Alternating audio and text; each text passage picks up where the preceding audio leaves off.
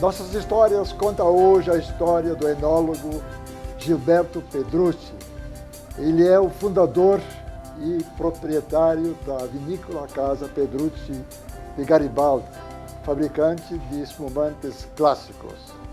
Nossas Histórias é um oferecimento do BRDE, o banco que liga você ao desenvolvimento.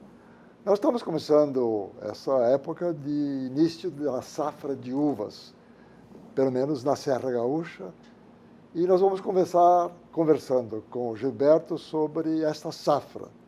Dizem que a estiagem fez perder uma quantidade já razoável de uvas. Nós vamos saber se são uvas de mesa ou se são uvas para fazer vinhos. É isso, Gilberto? Olá, Afonso. É um prazer estar aqui. Maravilha. Essa questão da colheita ela envolve muitas variáveis, né? De pequenas micro-regiões, de situações de diferentes produtores, de época de poda, de variedades, né? Então, o que se está observando é que a quebra, né, maior será nas uvas de mesa, vinhedos de híbridos americanas que são utilizados para a elaboração de suco de uva e de vinhos de mesa, né? Que antigamente eram os vinhos de garrafão, mas que hoje estão também bem vestidos em garrafas e que também são bons vinhos, né?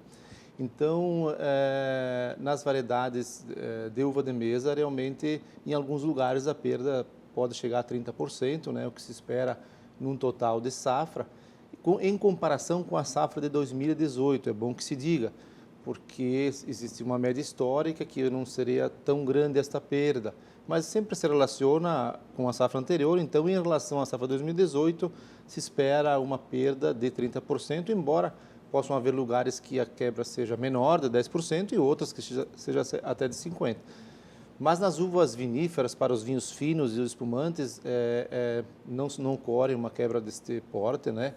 Ela pode acontecer, mas em função de outras variáveis, que na verdade são a época de floração, que foi em outubro, e que houve uma precipitação mais exagerada do que o normal para a época. Outubro choveu muito, inclusive muito. Aqui em Porto Alegre, chovia todos os dias quase, né? Então prejudicou, né, a floração e consequente produção, mas a boa notícia, na verdade, com tudo isso, é que uma safra menor sempre significa uma maior qualidade. Aliás, eu ia fazer uma pergunta nesse sentido. Eu sempre ouvi falar de que a uva, para dar bom vinho, tem que sofrer, ao contrário do que nós deveríamos ver acontecer conosco. Se bem que muitas vezes o sofrimento também nos faz crescer também. Com né? certeza, nós somos brasileiros e entendemos bem muito disso, né? Precisamos sofrer para evoluir e crescer. Então, na colheita, por exemplo, o tempo seco é maravilhoso, né? Claro. Então, a relação, vamos dizer assim, de pequeno volume de produção, ela tem a ver com tudo que aconteceu durante o ciclo vegetativo. Mas a questão de qualidade, ela tem a ver mais com a época de maturação, que está iniciando, acontecendo agora, e dependendo da variedade, já é alguns dias que está sendo colhida. Mas o que se nota é uma matéria-prima perfeita, são, sem nenhum grão podre, sem nenhum grão verde, uma qualidade muito boa, com uma graduação de açúcar elevada, o que vai propiciar vinhos com maior potencial de álcool e, com isso, uma longevidade maior, tanto nas uvas de mesa e também elaboração de sucos, no caso das uvas de mesa, de maior doçura, maior qualidade, maior aroma, né? Então, esta gangorra, né, que acontece sempre com volume de produção e qualidade. A gente sabe que uma produção menor sempre, invariavelmente, significa uma qualidade maior. Então, o ouvinte que não está acostumado com esse tipo de telespectador, que não está acostumado com esses raciocínios, né? O doce da uva se transforma em teor alcoólico. Isso, né? Durante a fermentação, o açúcar é transformado em álcool pelas leveduras, pelos fermentos, né? Então, quanto mais doce for a matéria-prima uva, o álcool, né? A porcentagem de álcool do vinho, do espumante, vai ser maior. Digamos, estendendo um pouquinho para as outras regiões, nós temos quantas regiões vinícolas do Brasil? Todas elas estão em fase de colheita agora? Não, existem regiões... Porque a colheita aqui são a horda de uvas brancas e de tintos, como é que chama? Precoces, né? Sim, depois vem tem uvas precoces, uvas intermediárias e uvas tardias, né? E dentro de cada tipo de uva, tanto das uvas de mesa quanto das uvas viníferas, existem uvas que amadurecem antes e uvas que amadurecem depois. E nas regiões também produtoras, no caso, por exemplo, da fronteira, que geralmente amadurece um pouco depois, né? Região Santa da Campanha, Catarina. Santa Catarina também, pela altitude, acaba acontecendo a brotação e floração depois, e a consequente maturação também é verificada num período mais adiante. Então, na verdade, o que está acontecendo não só no Rio Grande do Sul, mas em todo o Brasil, é uma maior, vamos assim, criação de novas fronteiras vitivinícolas, e eu acho que isso é maravilhoso, porque isso faz com que a cultura do vinho se expanda e o consumo também, por conseguinte, e a gente sabe da realidade do mundo todo, não existe nenhuma região vinícola pobre. A região vinícola geralmente é uma região próspera, com cultura, com gastronomia, com coisas boas, com eventos, né? Com empregos, no turismo, né? e no turismo, com empregos, e isso tudo a uva e o vinho proporcionam, né? Então, quanto mais forem as tipicidades de vinho pelo Brasil afora, São Paulo já tem excelentes vinhos, Minas Gerais, Bahia e Pernambuco, o Vale de São Francisco já é um terroir mais antigo, mas que tem se especializado também, né? Isso vai criando, vamos dizer assim, uma imagem para o vinho brasileiro e uma segurança do consumidor em também consumir um vinho brasileiro e ter a curiosidade de provar vinhos de várias regiões. Agora, descobrir a diferença de um, ele chama de terroir, né? Sim. De um terroir para o outro é muito difícil, né? É mais complexo. Deveria ter uma diferença, não? Porque... Sim, porque é mais difícil, porque geralmente se trabalha com uvas da mesma variedade. Sim. Então, são uvas que, em teoria, seriam idênticas e não o são por questões do terroir, do solo, do clima, dos traços culturais feitos pelo homem, né? Então, existem diferenças, às vezes, que são mais acentuadas e existem anos que as diferenças são menores, né? Mas também gostaria de dizer que o mais importante de tudo isso é a qualidade, né? A qualidade tem que estar no produto e isso faz do vinho um produto belo e desejado, poético, né? Então, o terroir sim é importante para as pessoas descobrirem novos sabores, novos aromas. Terroir é o território. O território, a região onde é produzido o vinho com aquelas condições, com aquele tipo de solo, com as temperaturas máximas e mínimas, com a pluviometria, com a quantidade de chuva que cai. Tudo isso é variado, mas pode ser tudo variado e desde que tudo tenha qualidade. Uma coisa que eu não queria esquecer de falar, que tu falaste, é sobre o Vale de São Francisco, que tem duas safras e meias, dizem. Dependendo da poda. Exatamente isso. Ou seja, tu pode encontrar um ao lado do outro, uvas digamos, de crescimento diferenciado, né? Sim. O que dá o start, a partida, é a água. A irrigação. Irrigação. Isso, né? E quando para determinar o ciclo vegetativo, na verdade, é intensificando ou reduzindo a irrigação e também a poda. Eu não sou um especialista em Vale de São Francisco, embora tenha feito um estágio lá no início da minha carreira, que depois a gente pode comentar, de 6 meses, também trabalhei lá. Mas o lugar também é belíssimo, né? E tem uma fronteira importante que no início era só de frutas tropicais para exportação, que depois o vinho, a uva entrou como uva de mesa, mas que depois também foi para vinhos e que hoje já é para espumantes, um volume considerável, né?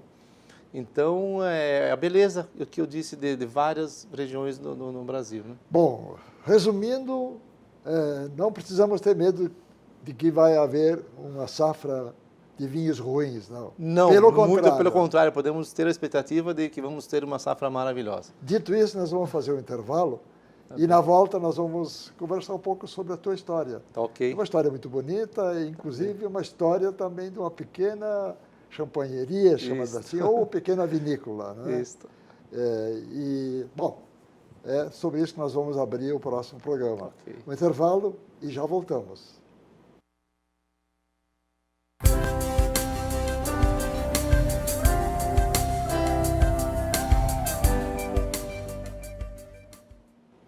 Nós estamos conversando com o enólogo Gilberto Pedrucci. Ele é o fundador e o proprietário atual da vinícola Casa Pedrucci de Garibaldi, fabricante de espumantes clássicos. Nós vamos agora ver como é que surgiu, porque o Gilberto, ele, antes de ter a sua vinícola, ele trabalhou em outras, aliás, vinícolas muito importantes, né? Mas antes disso, nós vamos ver as fotos que ele nos mandou, né? Essa... É o logo da vinícola, né? Sim. Criado por minha filha. Esta na verdade, é um pavilhão onde está a microchampanheria, né? Casa Pedrucci. Ela data de 1890, construída em pedra basalto pelos imigrantes, sentada em barro. Como é que tu encontrou ela? Procurei bastante, Afonso. Dei algum giro pelo interior da Serra Gaúcha, né, em Garibaldi, né? Numa localidade que se chama Linha Presidente Soares, né? Porque o nome do presidente é português, eu até hoje não sei. Né?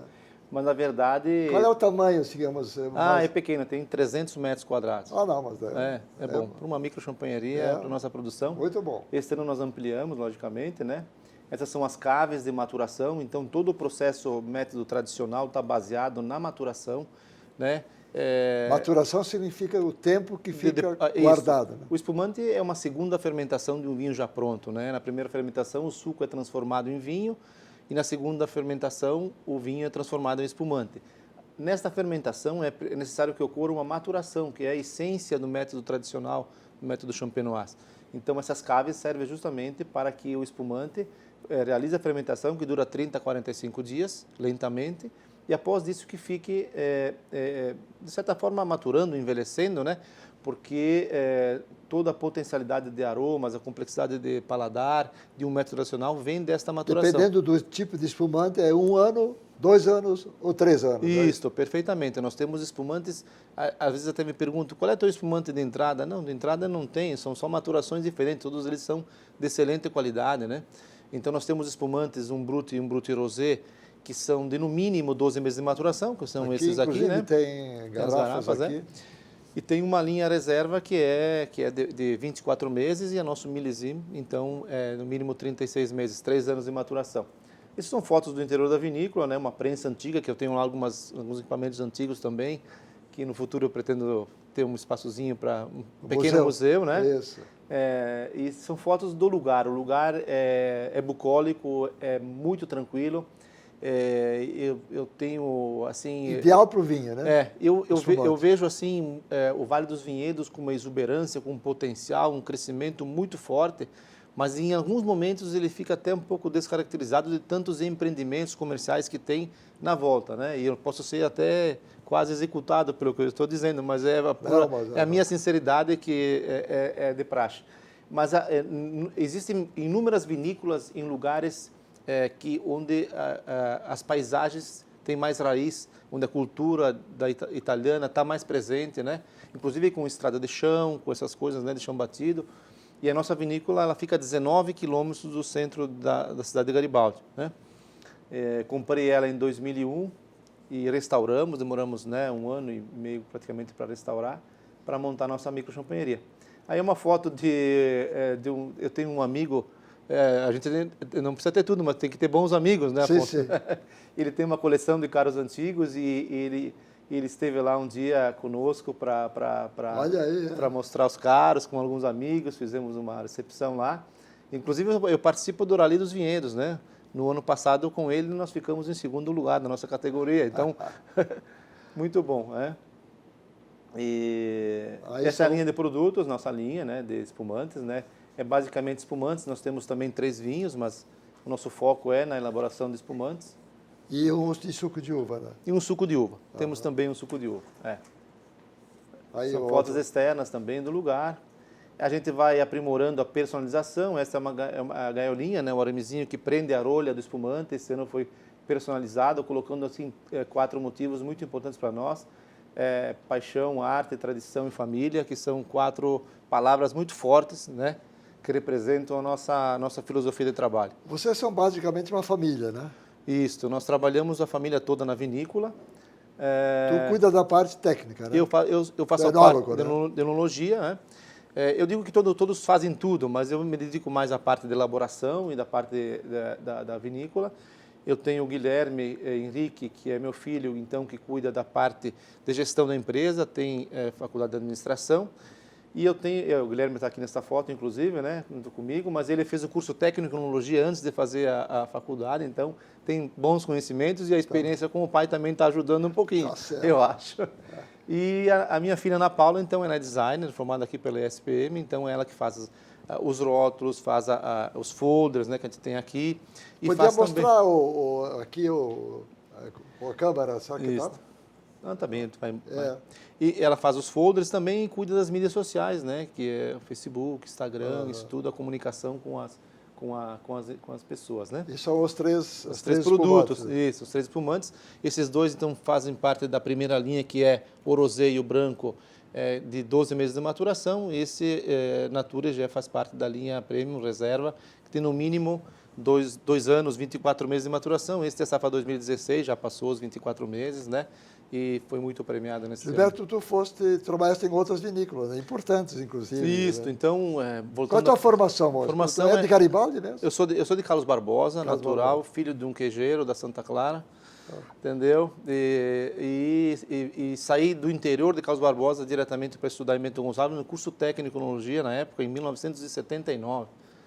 E me formei em 81, trabalhei em algumas vinícolas da região, fiz um estágio no Nordeste de 6 meses, depois trabalhei por 3 anos na Cavigás, né, o que muito me orgulha. Talvez a referência no método tradicional aqui no nosso estado, né, no Brasil, e tem um renome mundial Ele também. é um chileno que tem também vinícolas lá, né? Isso. E depois trabalhei por somente 24 anos na Peter Longo, né? Tive a oportunidade de fazer primeiro espumante do Brasil, primeiro champanhe, inclusive, que, né, tem o direito de usar. E o sonho de ter a Casa Pedrucci nasceu em decorrência da minha presidência da Associação Brasileira de Enologia. Em 1998, 99, tive o privilégio de ser presidente da ABE, e com isso eu tive a oportunidade de cursar uma segunda universidade, aliás, que foi de 95 a 98, o curso Tecnólogo em Viticultura e Enologia, também em Bento Gonçalves, que é nível superior. E nesses 2 anos, e depois nos anos seguintes também, continuei representando os enólogos brasileiros, né? Conheci países tradicionais produtores, Alemanha, Espanha, Itália, Portugal, todos os países da Europa praticamente que produzem vinho, representando no Brasil em concursos internacionais e conhecendo enólogos e conhecendo muitas famílias de pequenos produtores como a nossa. Só para não esquecer, o primeiro espumante que você fez na Casa Pedrucci, em 2002, foi medalha de prata no Vinalise da França, que é um dos concursos mais importantes do mundo. Exatamente isso. Saímos com o pé direito já. Também tivesse uma medalha de esta realmente governo francês, é um orgulho muito grande, né? Eu tenho o título de chevalier, sou um cavalheiro, né? E a medalha de Ordem do Mérito Agrícola, ela não é uma confraria, é uma condecoração do Ministério da Agricultura francês a pessoas do mundo todo que tenham contribuído para a vitivinicultura. E creio que foi pelo meu relacionamento de amizade com todas as pessoas do mundo do vinho, por ter defendido o Brasil em inúmeras situações, né? Porque quando nós começamos lá nos concursos internacionais, o Brasil era conhecido pelo carnaval, pelo futebol, mas depois a pergunta era quantos prêmios o Brasil ganhou nesse concurso, né? Já se acostumaram com a ideia de que o Brasil tinha potencial e tinha bons produtos. Gilberto, isso é uma coisa importante. Esses concursos todos não são identificados, são sem rótulo, né? São sempre as garrafas tapadas, sem identificação de país ou de safra. Porque senão influiria, né? O pessoal ia dar todos os prêmios para champanhe, de repente. Sim. Mas quando degusta, vem que nós temos aqui um excelente excelentes vinhos, né? Sim, são vários cuidados que são tomados para isso. Existe um regulamento que é feito pela OIV e também pela União Internacional dos Enólogos, né? Onde 2/3 dos jurados tem que ser do exterior, não pode ser do país. A degustação é cegas, na temperatura certa, existem médias e medianas para se premiar os vinhos. Somente 30% dos produtos podem ser premiados. Então, com isso, dá uma segurança em que os concursos realmente são dignos de credibilidade, né? E uma coisa importante que eu gostaria de dizer para os concursos, porque uma vinícola pequena como a nossa, ela não consegue mandar amostras todos os anos para todos os concursos. A gente manda uma amostra para o exterior a cada ano. Isso dinheiro, custa, né? Custa muito. Então, o que acontece, eu entendo os prêmios que a gente conquista como um indicativo de que nós estamos no caminho certo. Alguém de fora que diz que teu produto está bom. Para mim ele está ótimo sempre, são meus filhos, entendeu? Claro. Agora alguém de fora está dizendo, não, está ok, pode continuar fazendo que está legal. E aí, então eu entendo as premiações de todas as vinícolas brasileiras como esse indicativo para o consumidor. Ele pode acreditar que nós temos bons produtos, né? Nós temos nossos percalços de tributação, de Sim. custo Brasil, de dificuldades. Às vezes a gente é isso. acha que está muito caro, mas quase 50% é imposto. É imposto. Então a gente sofre logicamente com isso, né? Mas essa premiação serve justamente para avalizar a qualidade e essas novas regiões, como eu falei anteriormente no outro bloco, elas servem também para despertar a curiosidade e as pessoas quererem provar vinho brasileiro. Já estamos um passo adiante. Eu vejo não só nos espumantes, mas também nos vinhos que nós estamos adiantando um pouquinho. As pessoas já querem provar. Voltando à adega, a adega tem agora quantos anos? Então, estamos completando a maioridade, 18 anos, né? Oi? Mas só que em uma boa parte desses anos eu ainda trabalhava nas vinícolas, né? E fazia da vinícola da Casa Pedrucci um trabalho de final de semana, né? E é só a partir de 2008, então são 10 anos que realmente me dedico exclusivamente ao trabalho na Casa Pedrucci. Até antes disso teria que... Era, obviamente, jovem, saindo do nada, né? Ou seja... É do zero para agora, eu acho que é um crescimento substancial e eu diria que talvez o meu maior prêmio tenha conseguido agregar a família ao negócio. Exatamente isso. Porque esse é o prêmio. Gilberto, nós vamos fazer um novo intervalo e Tá na ótimo. volta nós vamos falar um pouco sobre exatamente a imagem do vinho fora do Brasil, se isso melhorou ou não melhorou, enfim, né? E dizendo que este programa, Nossas Histórias, tem o oferecimento do BRDE, o banco que liga você ao desenvolvimento. O intervalo e já voltamos.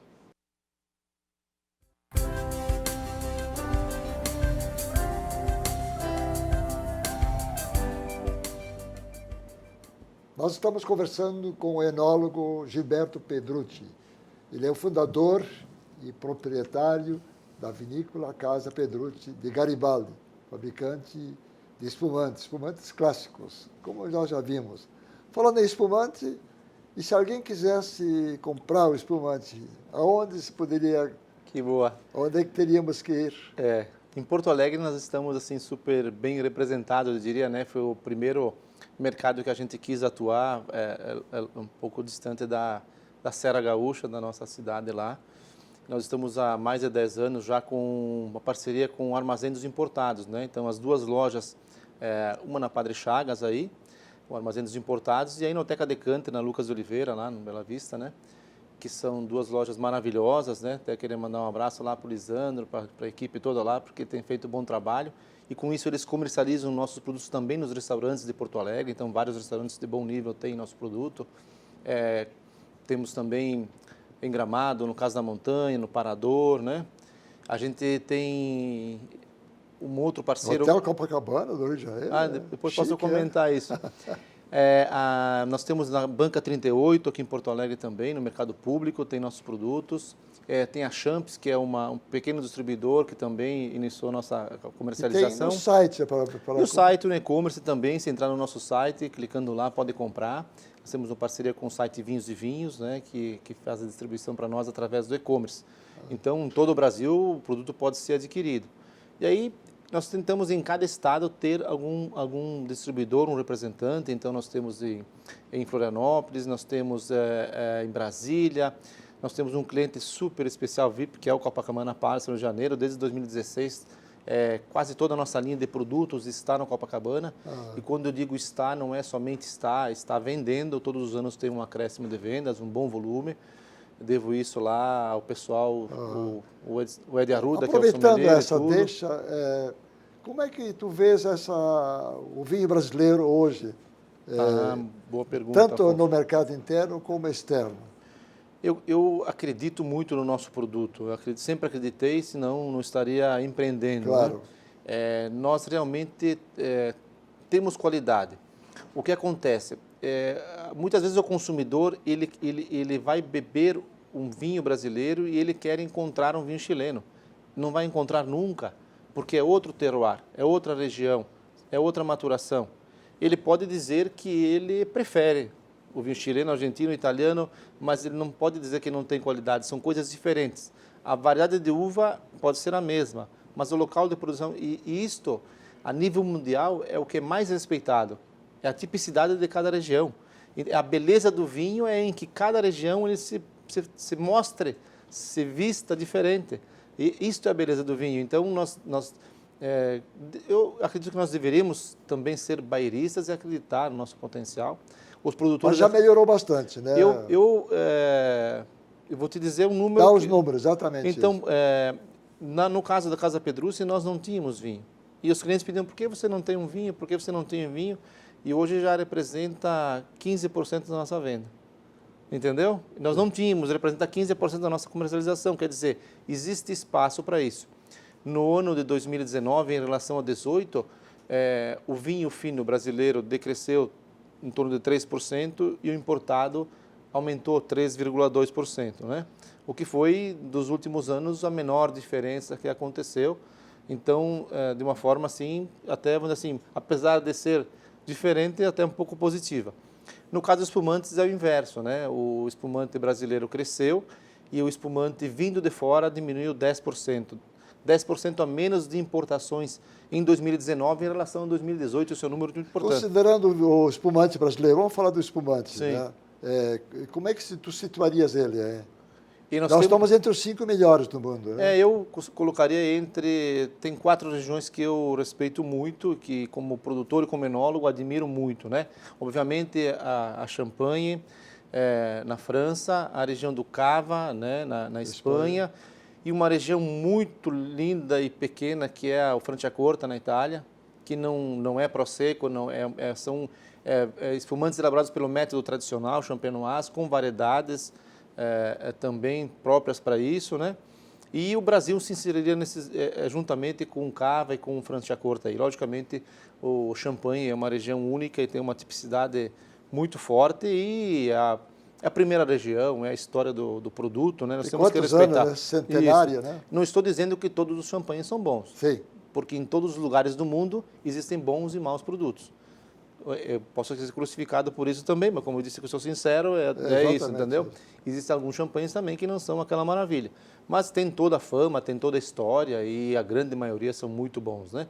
Mas nós estamos muito bem na questão dos espumantes e o melhor de tudo isso é que nós temos o reconhecimento por parte da mídia, da crítica, dos conhecedores, dos blogueiros, dos jornalistas e também, principalmente, do consumidor, que não busca, a não ser por questões de valor, às vezes, né, espumantes de outros países.